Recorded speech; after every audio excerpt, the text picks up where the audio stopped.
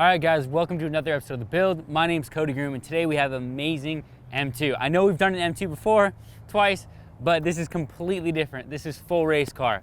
So enough of me talking, enjoy the show.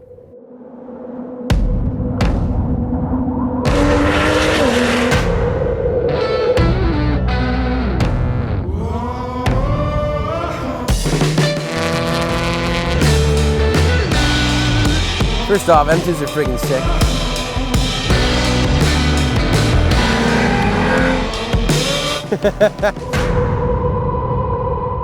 Not how we want to start off any track weekend, but I quartered a tire. My left rear started chunking apart here. It was just a practice set we were running yesterday, and lost it over the top of Phil Hill, and saved it. Thought I was definitely going for a full ride, but that didn't happen. But I went off track and I kind of straddled one of the larger curbs right at the bottom of Phil Hill, and it ripped the diff cooler fitting off, and when it did that, it cracked the cover. So I just finished pulling the cover off and JB welding it, and hopefully it should hold fluid and we can continue with the rest of our weekend.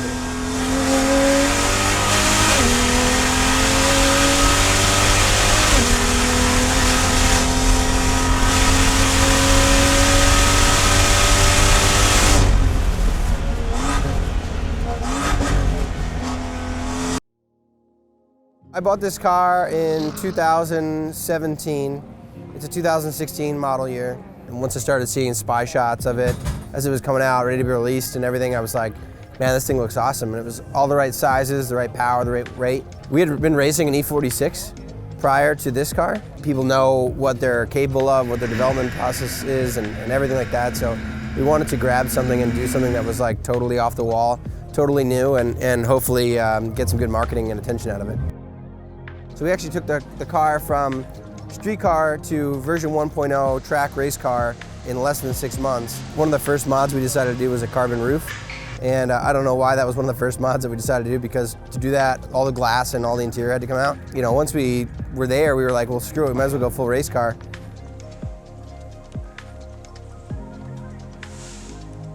So this is our 2016 BMW M2 club race project. A lot of people have been asking us what we're doing with it. Is it going to be done? Are you ever going to finish it?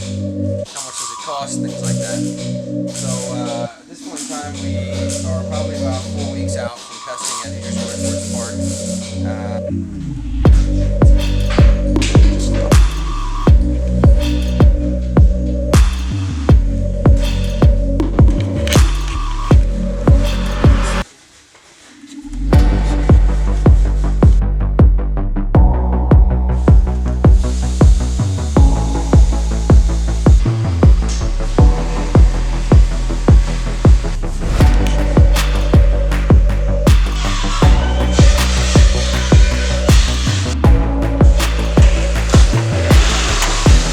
Temperature yesterday when it was idling was 215 to 220 degrees. It's now idling at 180. So, and going down. Let's just win.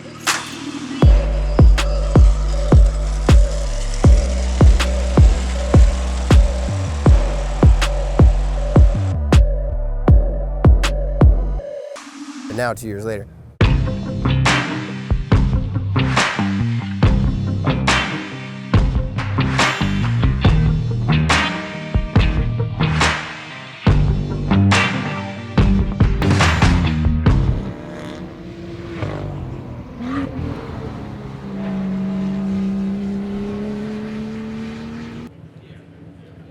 One of the biggest things that we had to do to this car to get it to run on track reliably was to completely redo the cooling system. So the entire factory cooling system was removed. I worked with Ravi at CSF Radiators. We got a custom triple pass racing radiator in there. We got dual auxiliary factory BMW radiators, one in each corner with a separate auxiliary water pump. We have a store components, brushless inline water pump, super straightforward, right? Big oil cooler, no thermostats, everything is just like straight through, right? Because once we get on track, this car idles at 130 degrees. But it runs at like 200 to 220. And it was running like 230, 240 back in the day. We got Apex Arc 8 forged wheels on here now, so we're running their forged wheel setup. We got StopTex STR60s in the front, SC40s in the rear, 380mm rotor front and back, so massive rotor, good for heat dissipation. Pure Stage 2 turbocharger with an XDI high pressure fuel pump, so the high pressure fuel pump's been modified for an additional 35% capacity, so we don't have to run like port injection or anything, even though we're over 500 horsepower, which is usually like a limit on these cars, right? All the charge pipes, down pipes are upgraded. Carbon intake looks really nice in the car. It does a good job filtering all this dirt that I'm sucking up.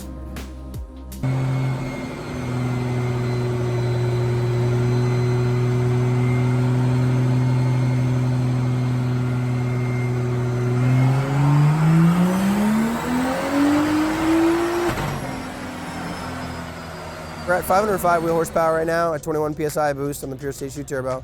That's 540 foot-pounds of torque. Next year we'd hope to be around 700 with a different turbocharger setup. We're just kind of maxed out on our current setup.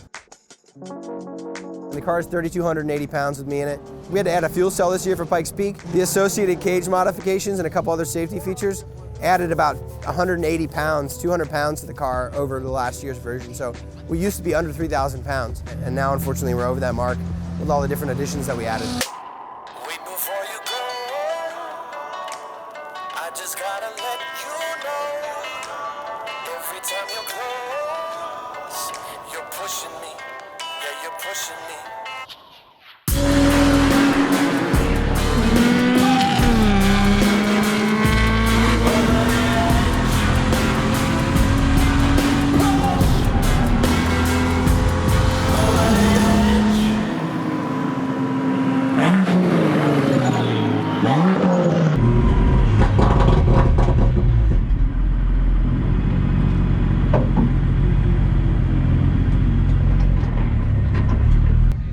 Not bad. Feel my tires too hot, I couldn't keep up the last one. I had another one, good one going on that last one, and then I caught up to a car. They assumed that I'd never been here before, which I have not, although I did test yesterday, so I got my time down pretty good. And assuming that I had never run the track before, they put me in one of the groups of people like as if I had never run. So, you know, other people out there were trying to figure out the track and basically not going that fast, and so every time I would like, you know, get a run going, I would just catch up to somebody, you know, and then I would have to slow down. So hopefully. Are they putting you a different group now? They will after lunch. If I do make it for this this second session here, we're probably on lunch right now. Yeah, I think so. I think there's 3 sessions a day, so I'll be able to go back out and hopefully be in a better group.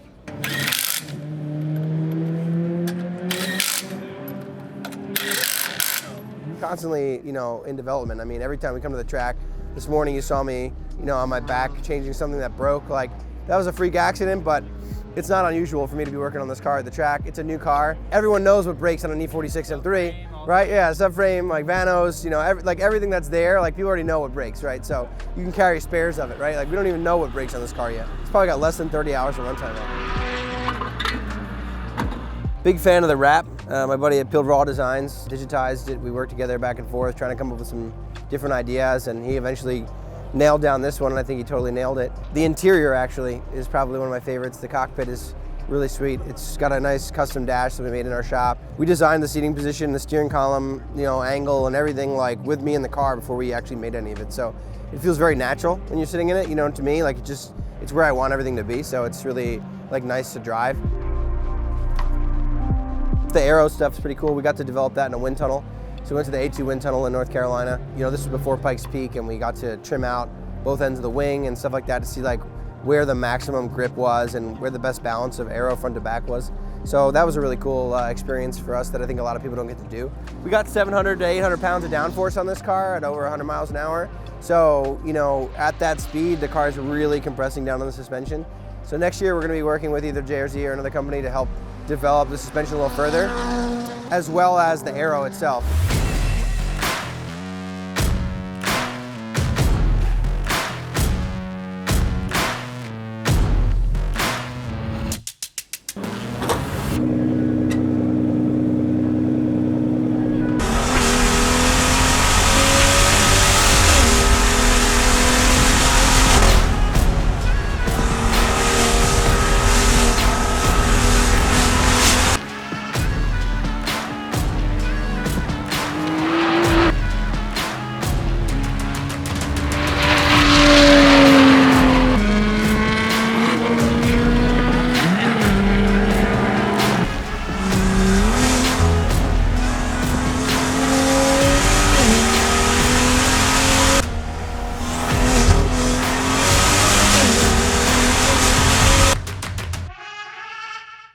We decided for whatever reason to sign up for Pikes Peak. We didn't think we were gonna get in, so when we got in, that was a shock in itself.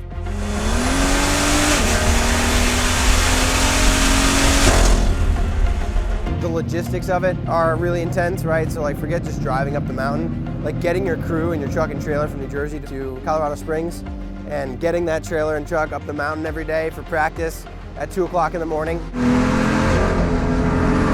Your brain's like not even awake yet and you're like driving up the world's most dangerous road at 100 miles an hour. It's like a really insane thing.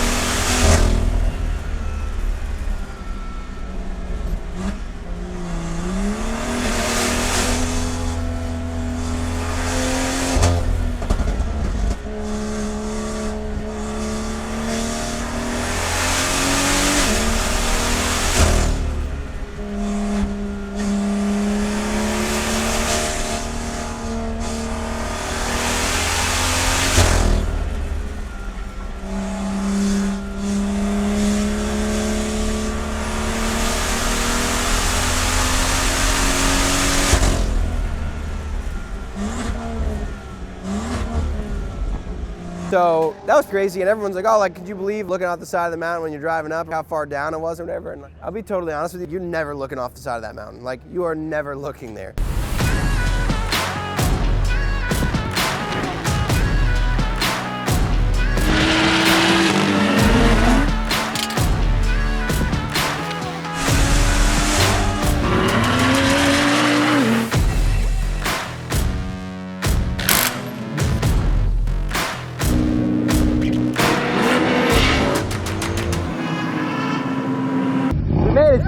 I almost hit a fucking billy goat and almost got struck by lightning, but this is the best boat I ever had. I know. I got hail, I got rain, and the monsoon, and the freaking deer, not the deer, the sheep.